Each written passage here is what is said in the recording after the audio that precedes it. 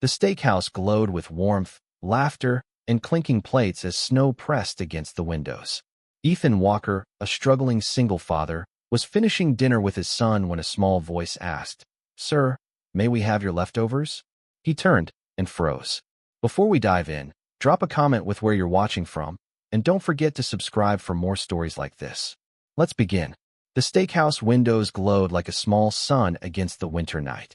Snow slid in slow sheets past the glass, piling along the curb and clinging to the black iron fence outside.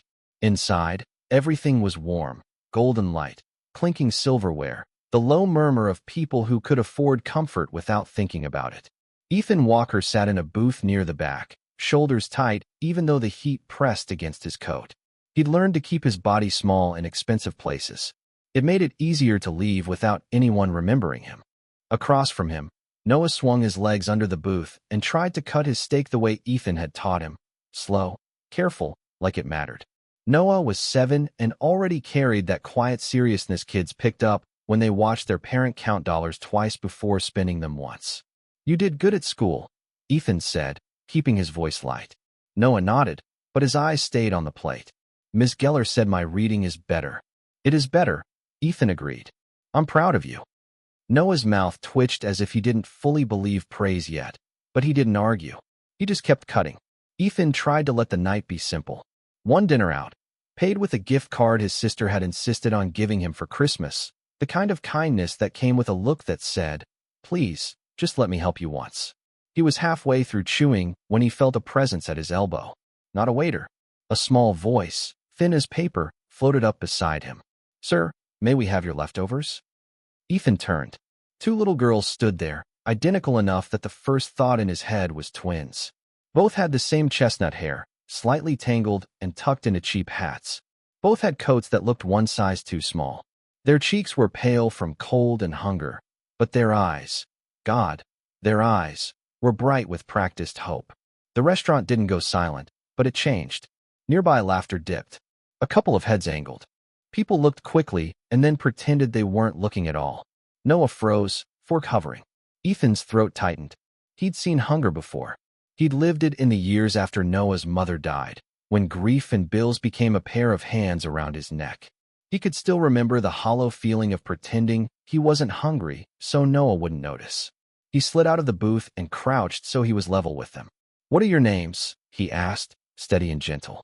The braver one tugged her sister's sleeve. "I'm Lily," she said. "This is Maya."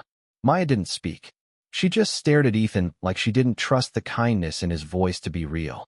Ethan softened his expression, the way he did with frightened animals. "Hi, Lily." "Hi, Maya." Behind them, a woman stood half-hidden near the walkway. Thin jacket, hair pulled back in a messy knot, hands gripping a worn bag like it was the last thing in her world that belonged to her. Ethan's eyes flicked up, and his body went cold. Claire Monroe. The name hit him before the face fully registered, like a bruise remembering pain before the mind explained why. 10 years was a long time. Enough for people to change. Enough for life to carve lines into someone's mouth and pull shadows under their eyes. But it was her. Claire's lips parted. For a second, she looked like she might turn and run, leaving her daughters behind just to escape the moment of recognition. Ethan stood slowly. Noah's gaze darted from the twins to Claire and back, trying to solve the tension like it was a math problem. "Ethan," Claire whispered, almost soundless. He didn't answer right away. He couldn't. Not in front of Noah, not in front of the twins, not in front of the eyes pretending not to stare. Instead, he did what he knew how to do when something inside him cracked. He focused on what needed doing. "You don't need leftovers," Ethan said to the twins. His voice was calm, but it carried. "You need dinner." Claire's head shook once, sharp. "No, we can't." Ethan lifted a hand. Not a command, not a threat. Just a quiet stop. "Please." He looked past them toward the host's stand. "Can we get a booth?" The host hesitated, eyes bouncing between Ethan's worn jacket and the children's thin coats. A manager stepped forward, lips tightening as if to ask them to leave. Ethan met the man's eyes first. "They're with me," Ethan said. The manager took in the room. The subtle attention, the phones angled low, the discomfort of people watching a moral test unfold in real time. Then he nodded once, stiff and controlled. "This way," the host said, voice suddenly polite. Noah slid out of the booth before Ethan could tell him to wait. He approached the twins like kids did, without strategy, without pride. "I'm Noah," he said, pushing his chair slightly away from the table like he was making space in his world. "You can sit here. I don't bite." Lily's face wavered between hope and disbelief. Maya held her sister's sleeve tighter. Claire's hands trembled as she followed them to the new booth. She looked like a woman walking across thin ice, waiting for the crack. Ethan waited until the girls were seated, until Noah had slid his own fries to the middle without anyone asking, before he sat down himself. A waiter arrived with a forced smile. Ethan didn't look at the prices. He couldn't afford to.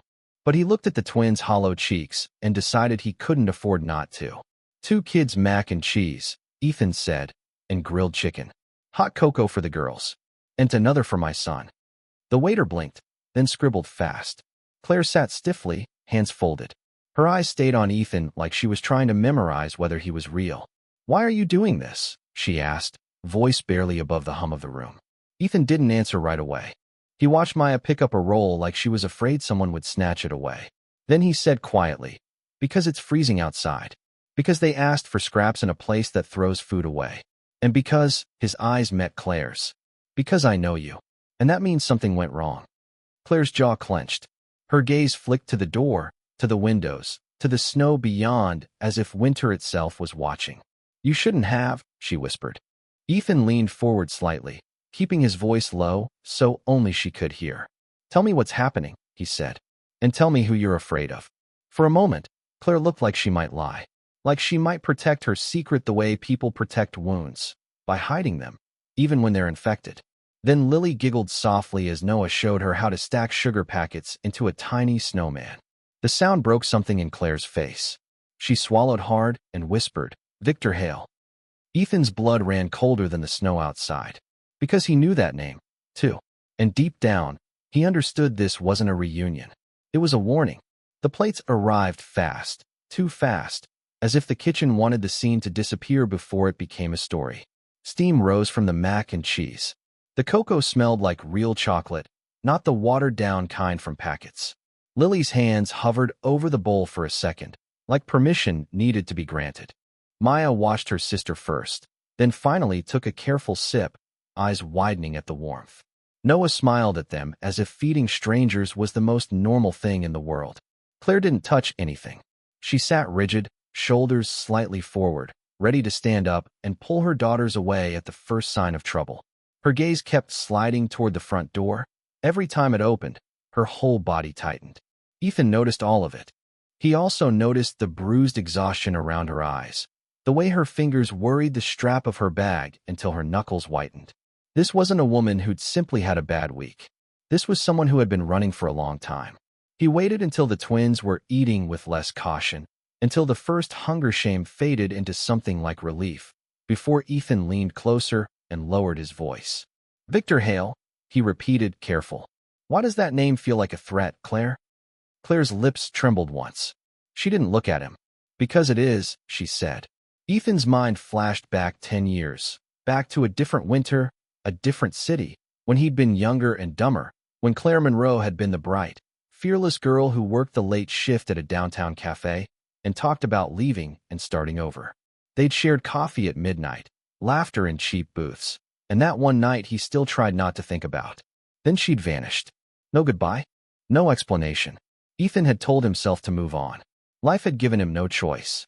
Now she was here, and she looked like someone who had learned the cost of trusting the wrong person. "Where are you staying?" Ethan asked. Claire's answer was a bitter little sound. "Nowhere. Shelters are full. I tried 2 churches. They said they'd call back." "Tonight," Ethan pressed. She shook her head. "Not tonight." Ethan glanced at the twins. Lily had sauce on her chin. Noah passed her a napkin like a little gentleman. Maya watched Noah with wary curiosity, as if she couldn't understand why a boy would share without demanding something back. A question tightened in Ethan's chest. What happens to them when the restaurant closes? The waiter returned, eyes flicking over the table in a way that wasn't quite judgment and wasn't quite kindness, either. Just discomfort. Ethan slid his card over. It was his debit card, the one that always made him nervous. He had a mental picture of his bank app, numbers too low to feel safe. but he didn't pull it back. When the waiter left, Claire finally looked at Ethan. "You can't do this," she whispered. "You have a child." "So do you," Ethan said softly. Her eyes flashed. "You don't understand. Victor doesn't lose. He doesn't let go." Ethan held her gaze. "Then we don't make it easy for him." Claire stared at him like he'd spoken a language she used to know but forgot. "What happened to you?" she asked, voice cracking. "You used to avoid trouble like it was contagious." Ethan's mouth tightened. He looked at Noah, at the careful way his son kept glancing at Maya to make sure she was eating too, not just Lily. "My wife died," Ethan said, quiet and plain. "After that, I learned some things are worse than trouble." Claire's face softened for one heartbeat, then hardened again with fear. "I didn't come here to ruin your life," she said. "I didn't even know you'd be here. We were just trying to get warm, trying to eat something before we went back outside." The idea of them going back into the snow made Ethan's stomach twist. Ethan stood, pulling on his coat. "Noah," he said gently, "grab your hat, buddy." Noah obeyed without questions, like he could sense this wasn't a normal into a normal dinner. Claire's eyes widened. "What are you doing?" Ethan bent close enough that his voice wouldn't carry. "I'm taking you somewhere safe," he said. "Just for tonight. No promises past morning. But I'm not letting your kids sleep in the cold." Claire shook her head fast, panic rising. "Ethan." "Claire." Ethan cut in, firm but not cruel. "If Victor is as bad as you say, then being alone is exactly what he wants." The twins slid out of the booth when they saw the adults moving. Lily clutched her cocoa cup like it was treasure. Maya reached for her mother's hand. Claire's grip tightened around her bag. Outside the steakhouse, the air hit like a slap, sharp, biting, clean. Snow squeaked under boots. The city looked beautiful from a distance, all lights and falling white. Up close, winter was unforgiving. Ethan walked them to his old sedan, parked under a streetlight with a rim of ice around the windshield. He unlocked the doors and turned the heat on full blast. Noah climbed in and immediately scooted to make room. "You can sit by me," he told Lily, and then, after a quick glance at Maya, added, "Both of you." Claire hesitated at the passenger door, breathing hard, scanning the street as if she expected a shadow to detach from the snow. Ethan followed her gaze. A black SUV sat half a block away, engine idling, lights off. It might have been nothing, but Claire's face drained of color. Ethan felt his own pulse jump. "Is that him?" Ethan asked quietly. Claire didn't answer. She didn't have to. Ethan opened the driver's door and got in, locking the car with a hard click that sounded too small against the winter night. "Seatbelts," he said, voice steady. Then he pulled away from the curb. And behind them, slowly, patiently, the black SUV began to move. Ethan didn't speed. Every instinct screamed at him to press the gas, to disappear into the maze of streets and traffic lights. But panic made mistakes. Panic got people noticed. So he drove like a man with nothing to hide. The city slid past in white and amber streaks. Snowbanks narrowed the lanes. Tires hissed over slush. In the rearview mirror, the black SUV stayed just far enough back to pretend it wasn't following. Claire sat rigid in the passenger seat, one hand gripping the door handle, the other resting protectively on Maya's knee. Lily leaned against Noah, already drowsy from warmth and food, her breath fogging the window. "That's him," Claire said finally, voice thin. "He does this. Lets you see him. Wants you to feel it." Ethan's jaw tightened. "Has he hurt you recently?" Claire nodded once. "Not since I left. But before," she swallowed. "Before, it was words first. Then walls. Then apologies. Then worse." Noah shifted in his seat. He wasn't stupid. He didn't understand everything, but he understood enough. "Dad," he asked quietly, "are we in trouble?" Ethan met his son's eyes in the mirror. He made his voice calm, grounded, like a hand on Noah's back. "We're okay," he said. "I promise." It wasn't a lie. Not yet. Ethan took 3 deliberate turns, then another. The SUV followed every one. When he slowed at a yellow light, it slowed too. Claire exhaled shakily. "He found us faster than I thought." "Then we changed the rules," Ethan said. He didn't go home. Instead, he turned into a narrow residential block where streetlights flickered and cars lined both sides of the road, half buried in snow. At the far end sat a squat brick building, dark windows, a faded sign barely visible under ice.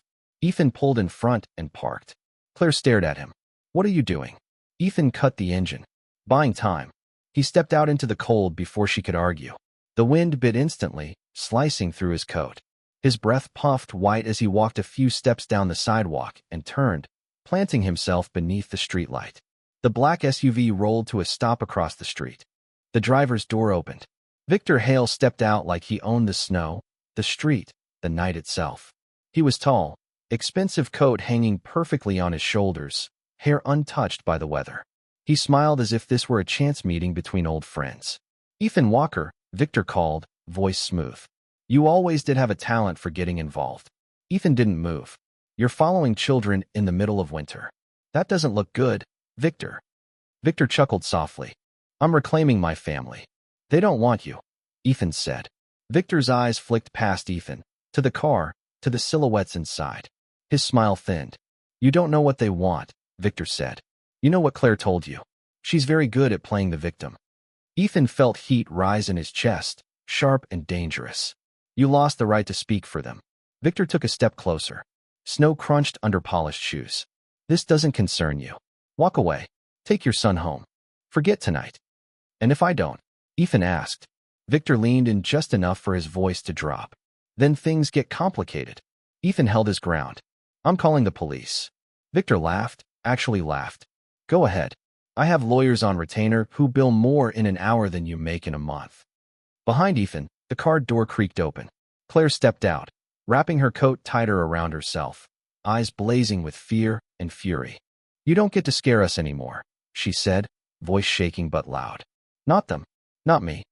Victor's smile vanished. "Get back in the car, Claire," he snapped. "You're embarrassing yourself." Ethan moved slightly, placing himself between Victor and the women. "That's far enough," he said. For a long moment, the only sound was wind and distant traffic. Then Victor stepped back, hands raised in mock surrender. "This isn't over," he said quietly. "Winter ends. People get tired." He turned, climbed back into the SUV, and drove away. Ethan stood there until the taillights disappeared. Only then did his knees feel weak. Claire let out a sob she'd been holding too long. Ethan didn't say "I told you so." He opened the car door, ushered everyone back inside, and drove them home, knowing deep down that Victor Hale didn't retreat. He regrouped, and winter was just beginning. Snow fell all night. By morning, Ethan's street looked erased, cars half buried, sidewalks vanished, the city muffled under a heavy white silence. The kind of quiet that made danger feel closer, not farther away. Ethan hadn't slept. He sat at the small kitchen table, coffee untouched, phone in his hand.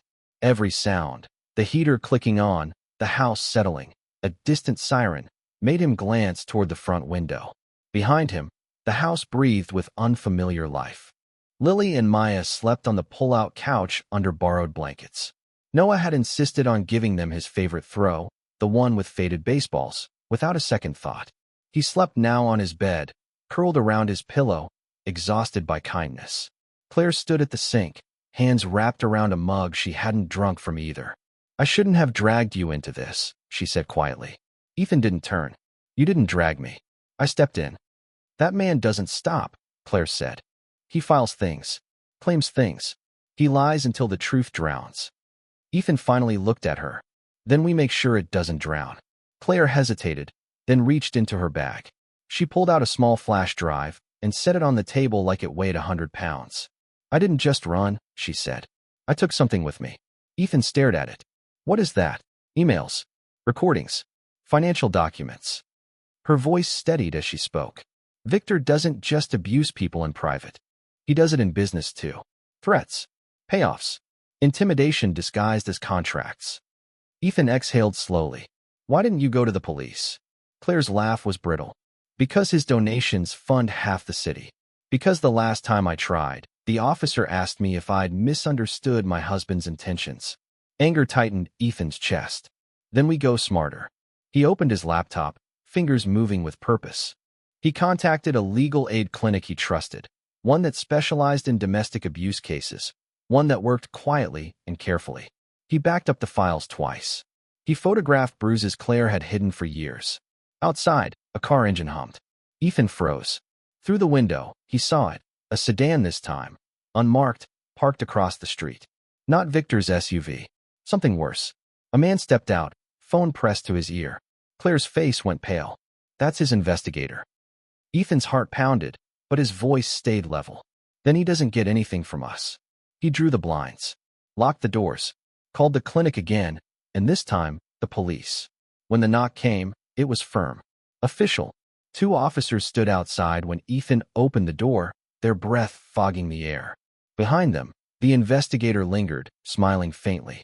We've received a concern about children staying here, one officer said. A welfare check. Claire's knees almost buckled. Ethan stepped forward before she could speak. These children are guests, he said clearly. Their mother is here. They're safe, warm, and fed. The officer glanced past him, taking in the house. The toys on the floor, the cocoa mugs, the blanket-wrapped shapes on the couch. And the report? The officer asked. Ethan held out his phone. I filed one too. About stalking. About harassment. About a man abusing his influence. The investigator's smile vanished. Minutes stretched. Finally, the officers stepped back. We'll be in touch, one said stiffly. To the investigator, not to Ethan. The car across the street drove away. Claire sank into a chair, shaking.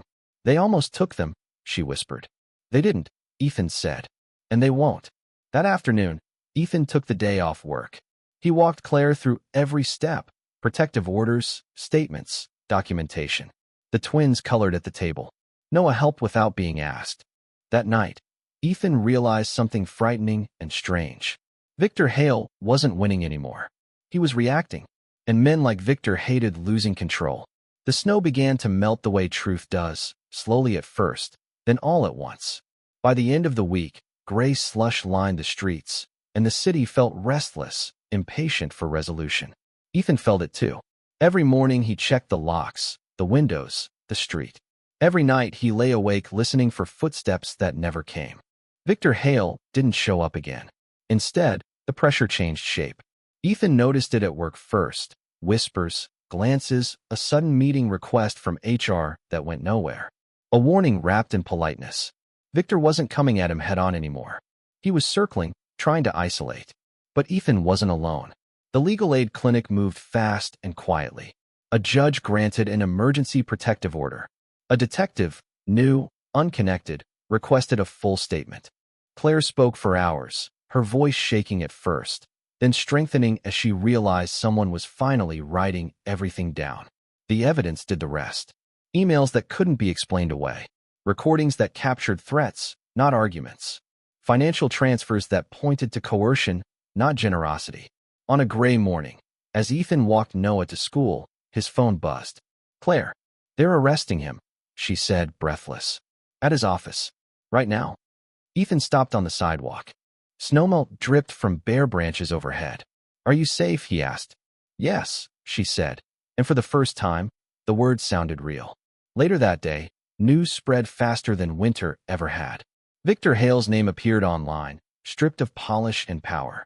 Photos showed him being led through a building he once owned, expression tight with disbelief. Noah saw one of the headlines over Ethan's shoulder. That's the bad guy, he said quietly. Ethan nodded. Yes. Is he going to hurt them anymore? Ethan crouched, meeting his son's eyes. No, he can't. That night, Claire packed her bag again, but this time, it wasn't to run. She stood in Ethan's living room while the twins played on the floor, laughing freely now, unafraid of every sound. I found a place, she said. Temporary. Close to a school. It's small, but it's ours. Ethan felt something tighten in his chest. Not fear. Something gentler. You're always welcome here, he said.